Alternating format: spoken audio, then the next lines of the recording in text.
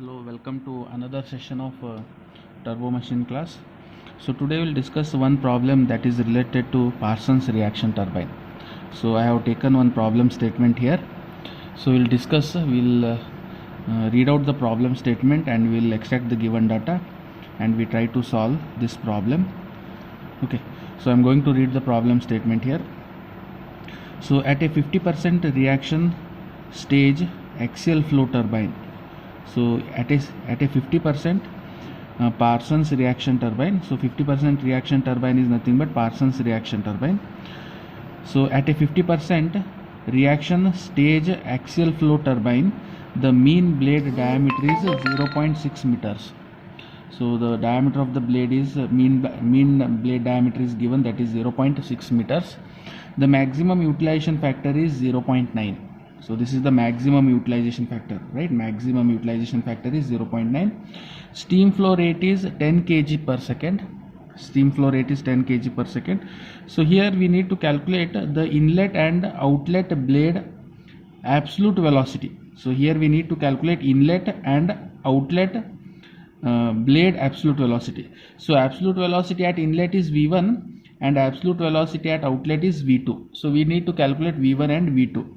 And power developed. So we need to calculate power developed if a speed is 2000 rpm. So here speed is given, that is 2000 rpm. So speed is given and at same time diameter is also given. So we can calculate the peripheral velocity by using the equation u is equal to pi dn by 60. We know the diameter value, we also know the speed, so we can calculate u by using pi dn by 60, right? So this is the problem statement. So first we'll extract the given data first. Okay, so the first, it is a type Parsons reaction turbine, right? So whenever you find a Parsons reaction turbine, then immediately you have to impose these conditions what I am showing, right? So these conditions are immediately imposed if it is a case of Parsons reaction turbine. So as you can see, so for Parsons reaction turbine or for 50% reaction turbine, so these are the conditions that are actually imposed, right? That are actually available for this Parsons reaction turbine. So the very first condition is alpha 1 is equal to beta 2 and alpha 2 is equal to beta 1. So this is the first case. So alpha 1 is equal to beta 2 and alpha 2 is equal to beta 1. Then second one is V1 is equal to VR2 and V2 is equal to VR1. So this is the second case. So these conditions has to be imposed if it is a 50% reaction turbine. So if these conditions are satisfied, then automatically VF1 is equal to VF2. So you are getting VF1 is equal to VF2. So these are the fixed conditions of Parsons turbine or 50% reaction turbine. So whenever while solving the problem, if you find any problem that is related to Parsons turbine, then automatically these 5 conditions you have to implement. Alpha 1 is equal to beta 2, then alpha 2 is equal to beta 1. So this is regarding angles.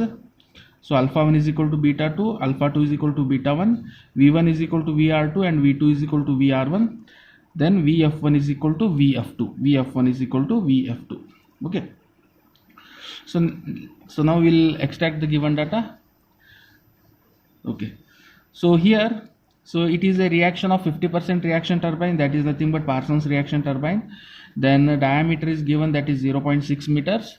Then maximum utilization factor. So in the problem statement, maximum utilization factor is given, that is 0.9. Then mass flow rate is given, that is 10 kg per second, and speed is given, that is n is equal to 2000 rpm. So here we need to calculate V1, V2 and power. So V1 is the absolute velocity at the inlet, V2 is the absolute velocity at the outlet, and P is the power developed, right, for mass flow rate of 10 kg per second. Okay, so we solve this problem, right? We will solve this problem. So this is the procedure that you have to follow to solve this problem. So we know that for Parsons reaction turbine, the maximum utilization factor is given by, so there is one equation for this, as you can see here.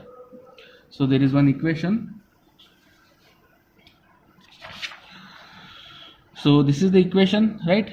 So for Parsons reaction turbine, epsilon max is equal to, so this epsilon max is nothing but maximum utilization factor. So this is for Parsons reaction turbine, this is for Parsons reaction turbine or 50% reaction turbine. So it is given by epsilon max is equal to 2 cos square alpha 1 divided by 1 plus cos square alpha 1. So this is the equation for maximum utilization factor for Parsons turbine. Okay, so here we know the value of epsilon max, that is 0.9. It is already given here. So from this equation we can calculate the alpha 1 value, right, from this equation. So now I am substituted the value of that is 0.9 is equal to 2 cos square alpha 1 divided by 1 plus cos square alpha 1. So now simplify this and try to obtain the value of alpha 1, right, from this equation. So I have taken this on the left hand side. So the denominator part is taken to the left hand side. So it is 0.9 into 1 plus cos square alpha 1 is equal to 2 cos square alpha 1. So then I have multiplied this 0.9 inside this bracket. So it will become 0.9 plus 0.9 times cos square alpha 1 is equal to 2 cos square alpha 1, right? So then, so I am transferring this part to the right hand side. So this part I am going to transfer to the right hand side. So we'll get 0.9 is equal to 2 cos square alpha 1 minus 0.9 cos square alpha 1. Or I can say 0.9 is equal to cos square alpha 1. So since cos square alpha 1 is common here, so I have taken cos square alpha 1 into bracket 2 minus 0.9. So if I simplify this part, so I am going to get this alpha 1. So this alpha 1 as 25.23 degree. So these are the simple steps I have included to calculate the value of alpha 1 here. So anyhow I have calculated the value of alpha 1 here. So this value is 25.23 degree. Okay. So now, so as it is a case of maximum utilization, in the problem maximum utilization factor is given, that is 0.9. So if it is a case of maximum utilization factor, right, maximum utilization factor, at that time VU2 goes 0. Right? This is very important condition whenever we are dealing with the maximum utilization factor. So in maximum utilization factor, what happens? Alpha 2 is 90 degree. So for that purpose, VU2 on the velocity triangle, right? VU2 on the velocity triangle goes 0, as you know this.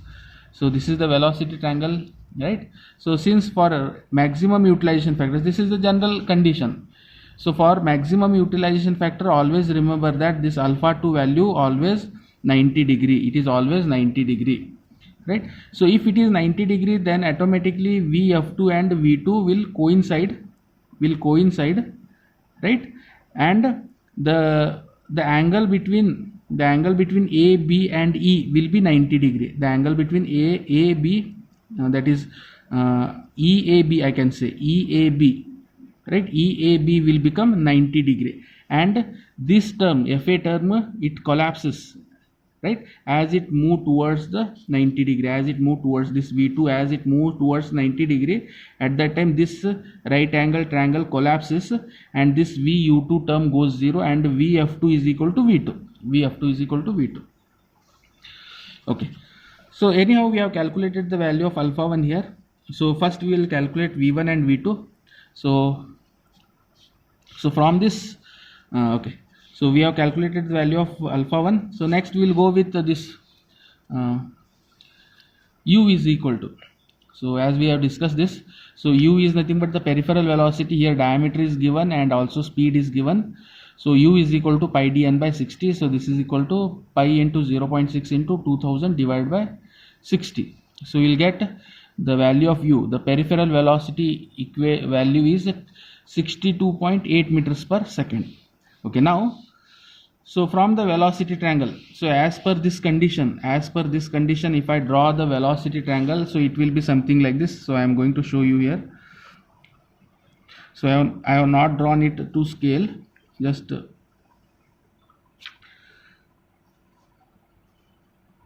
So this is u. So here u value is given, that is 62.8 meters per second. So we have calculated it. U is equal to pi d n by 60. So we have calculated. So this is point A and this is point B, right? So here, so this is alpha 1, this angle is alpha 1, right? So this is alpha 1 and this is V1, this is V1. So for Parsons turbine, as I told you, for maximum utilization factor, alpha 2 is equal to 90 degree and this is equal to beta 1 and this is equal to beta 1. So this beta 1 here, as you can see, this is the beta 1 angle. So this is beta 1 is equal to 90 degree. So as per this condition, so since alpha 2 is equal to beta 1 and alpha 1 is equal to beta 2, right? Alpha 1 is equal to beta 2. So this is beta 1. So here, from here again I am going to draw one more line, right? So as you can see here, so here it is beta 2. So beta 2. So alpha 1 is equal to beta 2. So these two angles are same. These two angles are same, and at same time this is alpha 2. As you can see, this is alpha 2 is equal to 90 degree. So alpha 2 is equal to 90 degree means beta 1 is also 90 degree. So our velocity triangle reduces into this form. So this is V1, this is V1. So V1 is equal to VR. V1 is equal to, so what is the condition? V1 is equal to VR2, right? V1 is equal to, so this is V1 and this is equal to VR2. So V1 is equal to VR2, as you can see here. So this is V1. So this V1 is equal to VR2. So as you can see here, so this is V1 is equal to VR2 and alpha 1 is equal to beta 2 and alpha 2 is equal to beta 1. So all the conditions are satisfied for a Parsons turbine, and this Vf1, this is Vf1. So this Vf1 is equal to, this is Vf2 and this Vf2 is equal to V2. This Vf2 is equal to V2. So these are the conditions that are going to impose if it is a Parsons turbine, and that too with maximum utilization factor, So our velocity triangle will be something like this. So here in this, so this Vu2 is equal to 0, as there is as alpha 2 is equal to 90 degree, so Vu2 goes 0, and here so U is equal to Vu1. So this AB is nothing but Vu1, right? So if I resolve this, V1 cos of alpha 1, is nothing but Vu1, but this value is again equal to U only. So these are the conditions that are going to impose on this problem. Okay. So this is the velocity triangle that is to be drawn, but as per the scale. Now I have, just for reference, I have drawn it roughly, but at the end of the at the end of this problem, so we have to draw the velocity triangle with respect to scale, and the velocity triangle will be something like this. Okay, what it is been shown in the shown at present. Okay, so we have calculated, okay, coming to this problem now. So we have calculated the value of U here. So U is equal to 62.8 meters per second. Then, so from this velocity triangle, as you can see here, so cos of alpha 1, right? If I consider this cos of alpha 1, so triangle ABC and D. So in triangle ABC, cos of alpha 1 is nothing but, what is cos of alpha 1? So it is U divided by V1, as you can see here.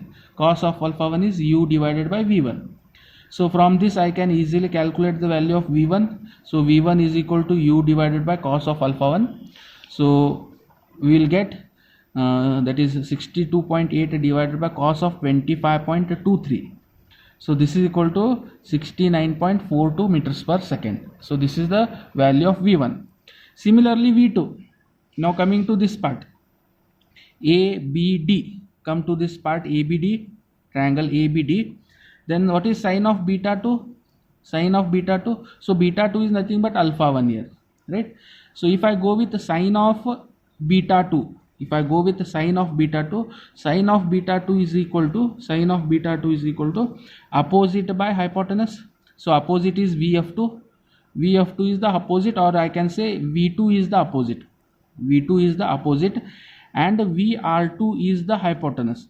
So here vr2 is equal to v1. So vr2 is equal to v1.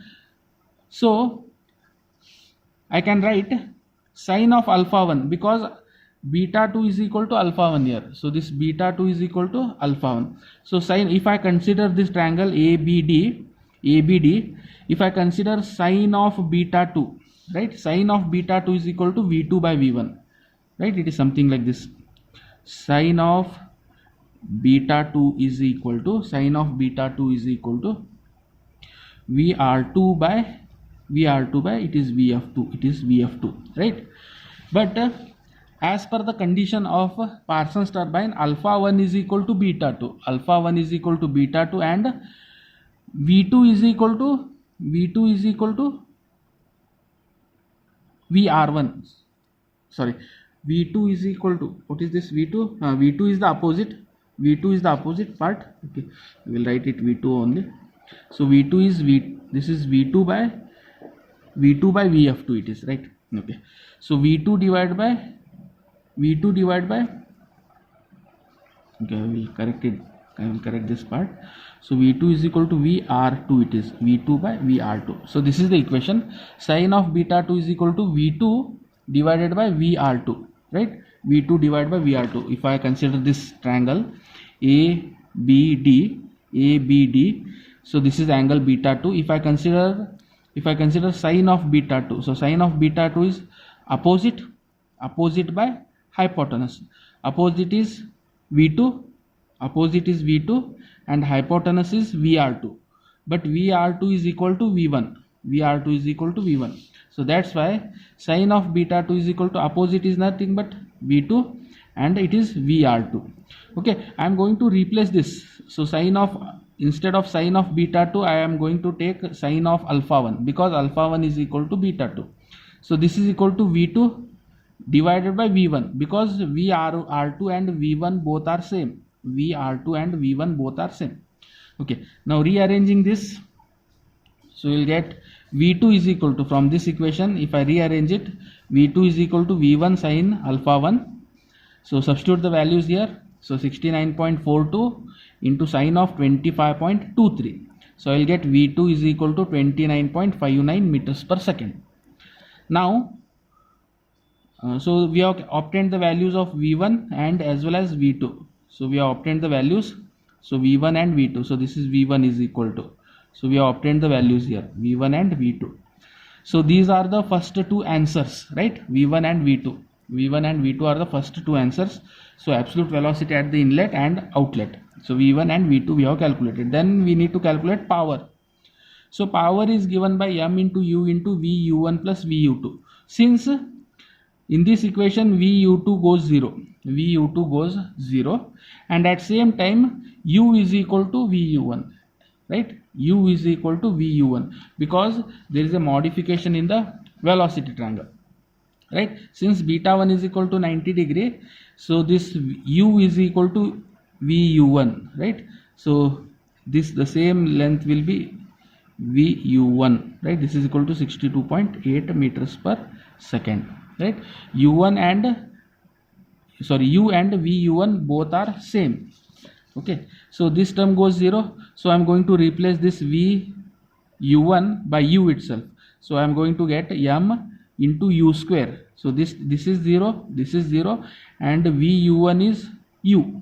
So m into u square divided by 1000. So m is, so the equation what we are getting for power is equal to P is equal to m u square divided by 1000. So substituting the values, 10 into 62.8 square divided by 1000 is 39.43 kilowatt, right? So this is how you have to solve the problem.